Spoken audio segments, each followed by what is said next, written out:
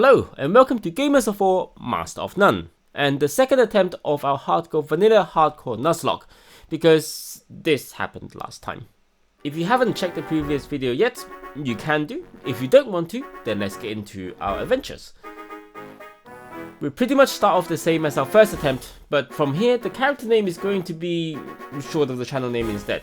We still started off with Gold the Cynical, but because of the day-night cycle first introduced in the original Gold and Silver Pokemon game, we now have some different encounters compared to our first attempt. We got Copper the Centrid from Route 29, Aluminum the Pidgey now as our Route 30 encounter, and Bronze the Caterpie as our Route 31 encounter. I don't remember which names are given to which specific Pokemon, which is weird now because I am used to seeing Tin as Butterfree from editing the last attempt. I guess this shows how actually attached I'm not to the Pokemons from my playthroughs. Anyway, all the Geodude joins us again from the Dark Cave. We weren't so lucky this time with our Sprout Power encounter, with Rattata dodging not only one, not two, but 5 Pokeballs and a Premier Ball, which means unluckily, we can't roll our Route 32 encounter to be a Mareep or Wooper, which is what we wanted.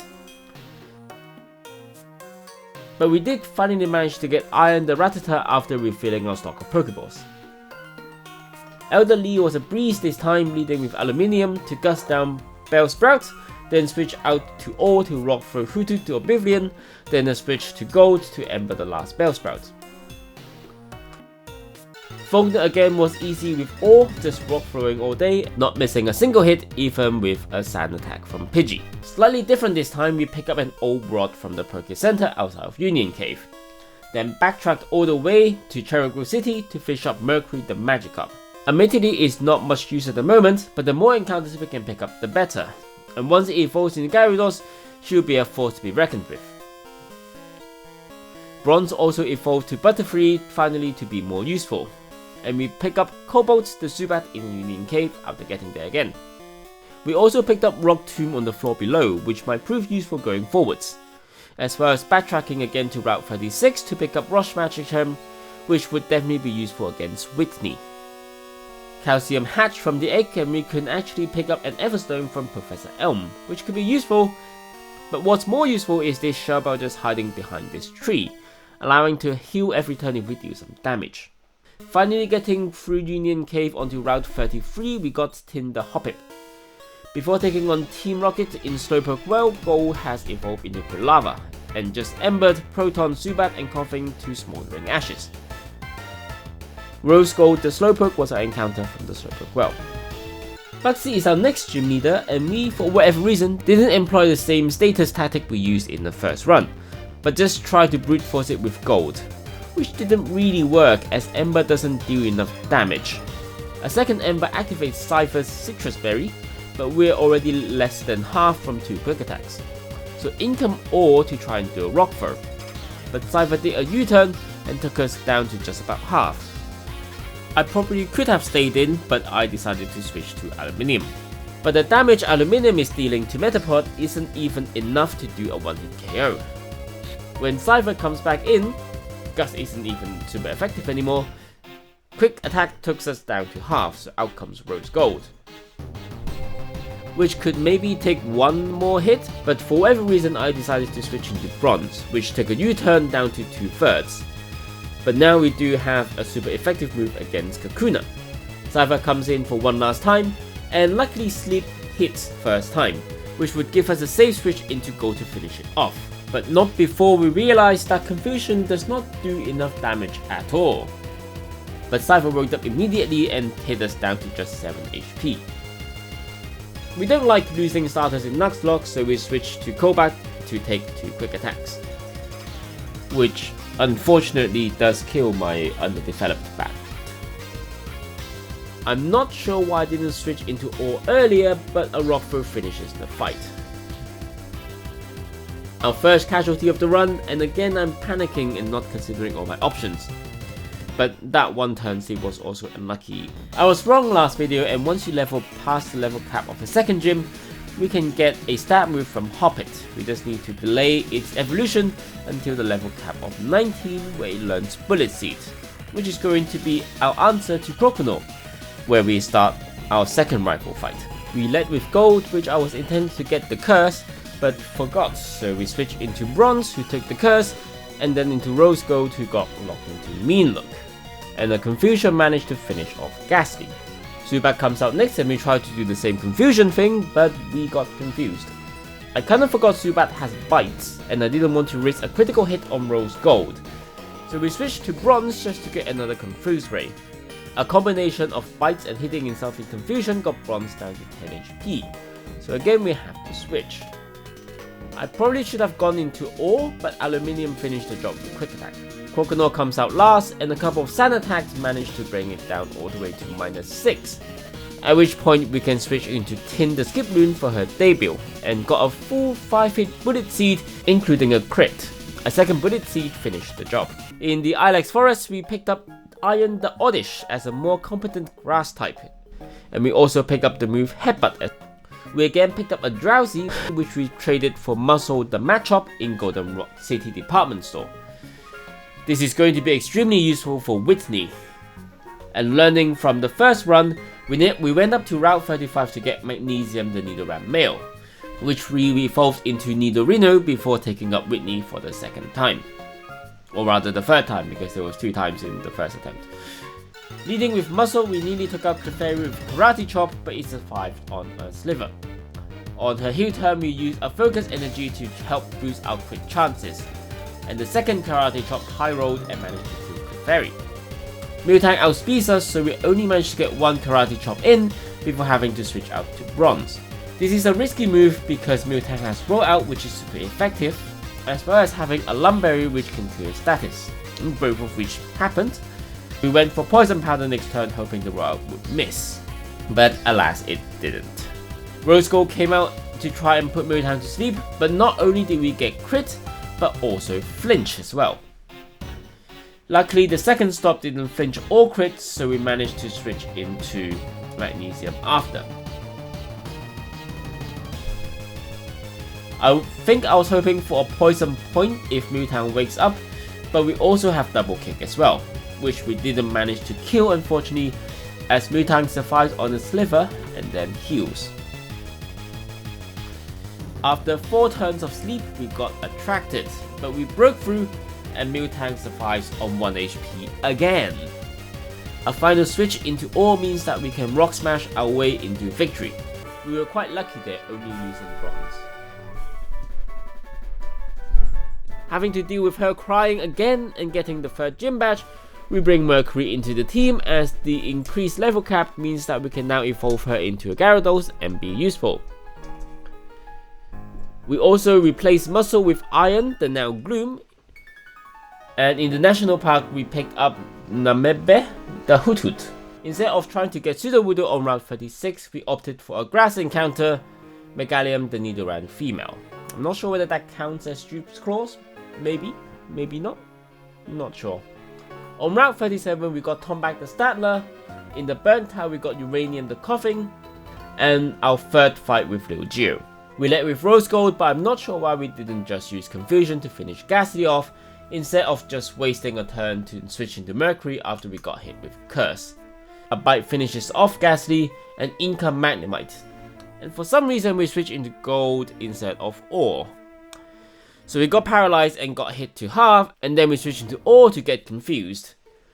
Instead of staying in and waiting for the confusion to fade, because there's no super effective move against Ore, I switched into Magnesium to double kick twice while Magnemite misses a Confuse Ray. Croconaw comes out next. We tried the Poison Sting, which doesn't get the poison, but Poison Point did. So with that we just need to stall out, and a switch to Mercury with some bites and poison took care of Croconaw. Zubat comes out last, and a switch into Ore finishes the fight with Rock Throw. We evolved Ore to be a Graveler before the Morty fight after getting through the Gym Trainers, which were mostly a breeze.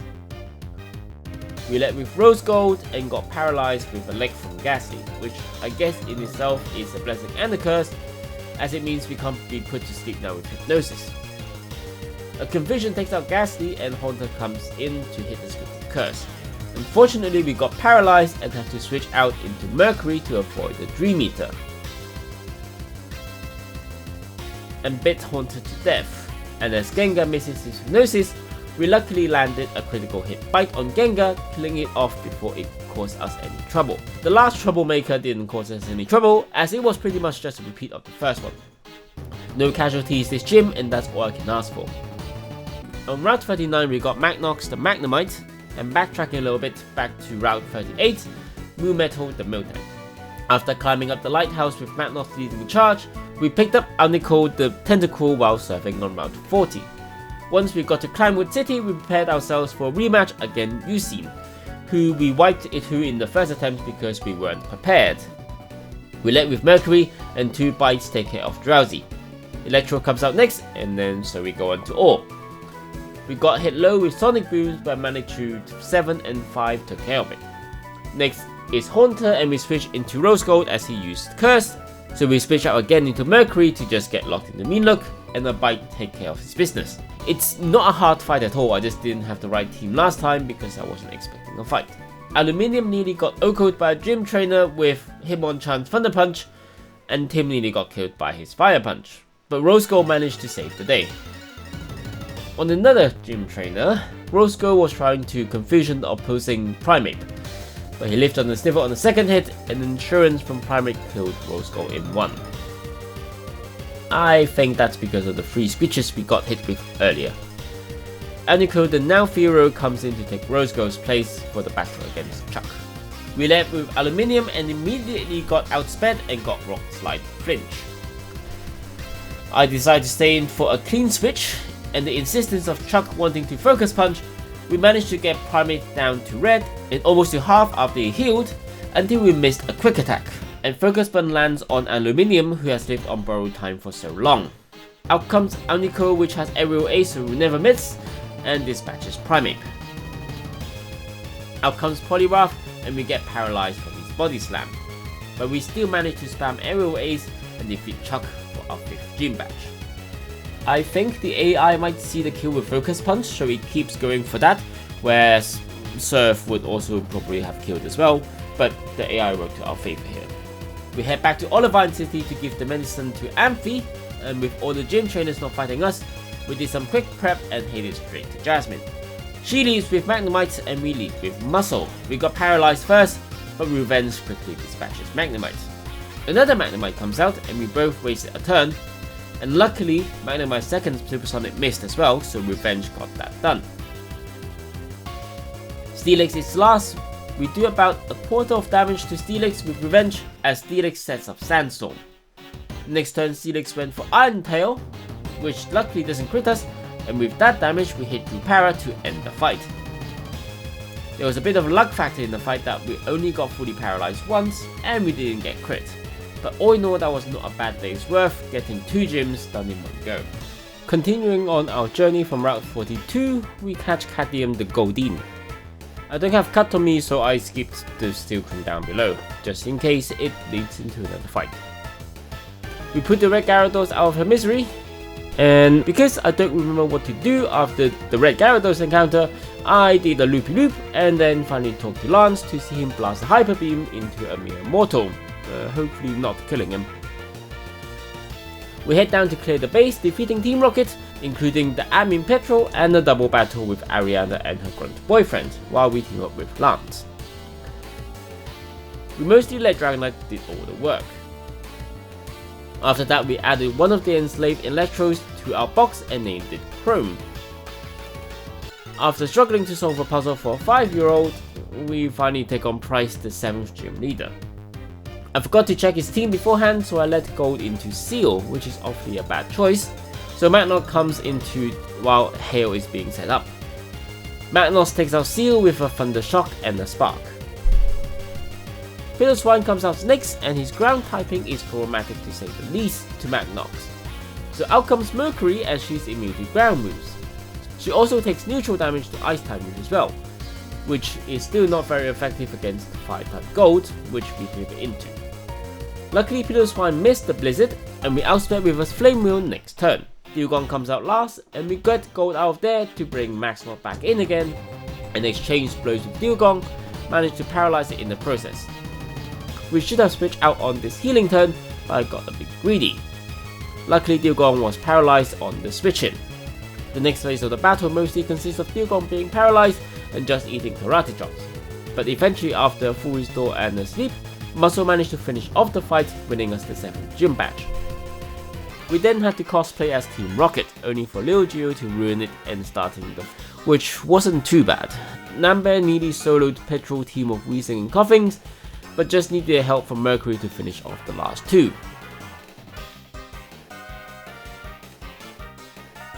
I thought we were just going to blast through the basement full of grunts, but Lil Geo popped up again and this time we have to fight him. A critical air cutter brings Magnesium down to yellow, so I switch into Magnox and 2 sparks finish the Golbat. Alligator comes out and I'm assuming he has a fighting move or something, but he just hits us with Water Gun instead. I'm guessing that's his highest level Pokemon, so out it comes. We got a bit low and luckily finished Alligator without being taken out ourselves. Haunter comes out next with the old Curse and Minook strat, so Mercury comes out and switches to Nambe. After a confused Ray, Haunter used the second Curse, but as he died that turn we just switched out to Muscle.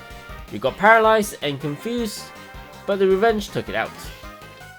Lastly is Sneasel. We could stay in, but I decided to switch into Gold. Feint Attack does a surprising amount of damage, and we're down to 12 HP after 2 Feint Attacks and we're slower. But luckily Flame Wheel managed to finish the fight. That was a bit of a misplay from me, but all's well that ends well. After getting out of the basement, we meet Ariana again. We have Mercury in the lead, and for some reason I switched to Magnos against her Arbok instead of Nambe, probably because metal types resist poison. However, we got paralyzed by Glare, and we returned the Flame Wheel and Thunder Wave. A couple of sparks managed to take out Arbok, after we both fully got paralyzed a couple of times. Miracle comes out next, and Nightshade took us down to 25. Spark doesn't kill, so we switch into Mercury. Unfortunately we are slower, so we took 2 Nightshades before Mercury managed to bite the bird with a cold hard teeth. His last and a quick switch into Gold along with 2 Lava Plumes managed to take the Walking Flower out. To finish off the Team Rocket arc, we rode the elevator up the radio tower to take on Archer. Houndour is first, so Mercury serves. Houndoom is next, so Mercury served.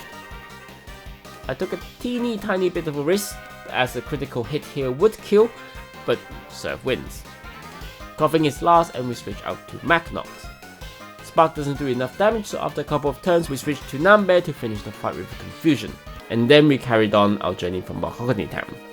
In the Ice Path we picked up Pig Iron the Swinub, which I'm sure would be useful for the Dragon Gym, which we get to after struggling with the Ice Puzzle and the Gym Puzzle.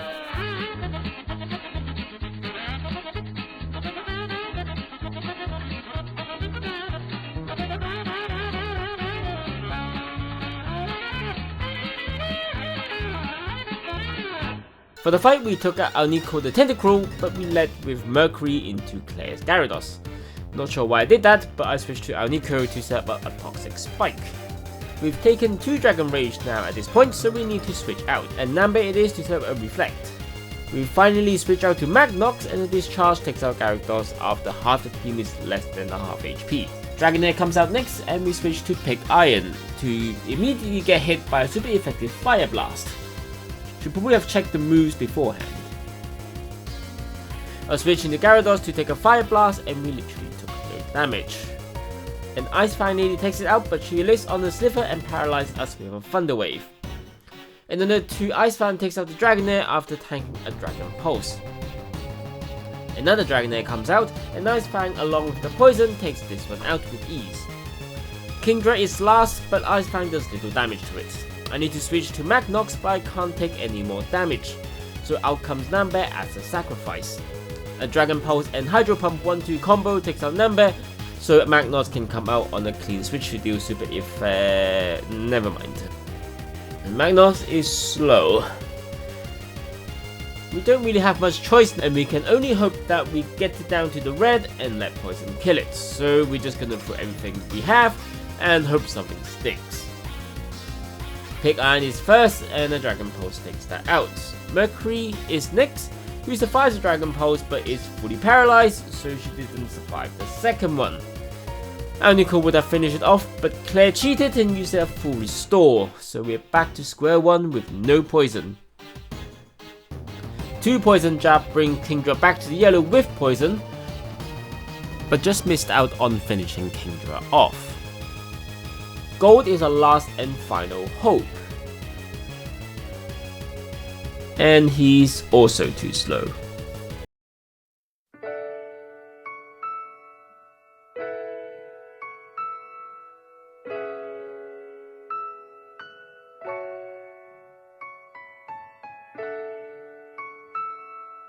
This is the furthest I've managed to get on a hardcore Nuzlocke, and playing normally you don't really appreciate how difficult the game can be.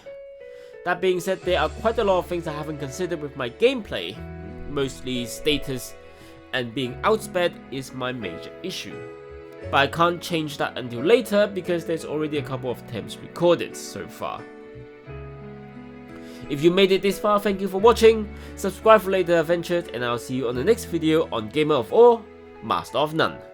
Bye!